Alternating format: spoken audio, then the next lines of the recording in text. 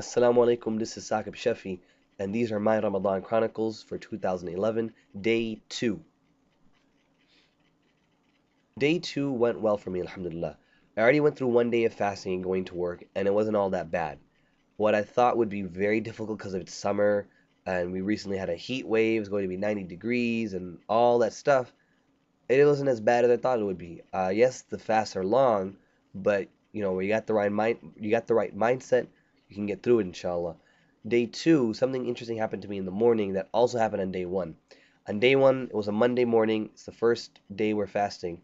Every Monday and Tuesday morning at 8 a.m. at this job I'm working, there's a meeting, right? Amazing, very cool time. 8 a.m. Monday and Tuesday morning meetings. I love going to them. So I eat suhoor, I went to sleep, and then I got up early and got into the office by 7:55 a.m. just in time for my meeting. Lo and behold, it was canceled for the week. So I checked my Outlook. It turns out they did send a notice. I just forgot about it. So I said, oh, no big deal. So I lost an hour of sleep the first day. Day 2, which is today, there's the 8 a.m. meeting. I get into work at 7:55 a.m. Guess what? This was also canceled, except this one was postponed to Thursday at 9 a.m. For some reason, I also happened to not see this, thinking it's the same meeting that happens every single week, but it turns out I lost yet another valuable, precious hour of sleep during the month of Ramadan, which is so critical to get that sleep in, whether it's the nighttime or it's after suhoor.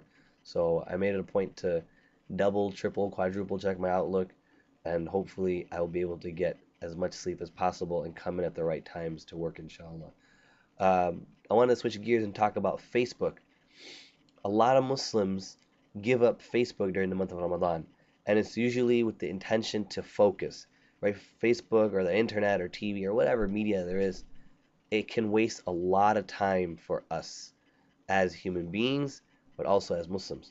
So, well, doesn't just because you're a Muslim doesn't mean you're not a human being, but you get what I'm saying, right? In terms of our Islamic life, but also just life in general, Facebook can waste a lot of time. So during the month of Ramadan, some people choose to deactivate it for the month. And that's really cool. I think that's a really good idea. I applaud that. I personally did not do that. I'm still on Facebook because I like to share these things on Facebook. I like to have discussion and check my Facebook every once in a while. But was one thing I noticed was really cool about Facebook on the first day of Ramadan.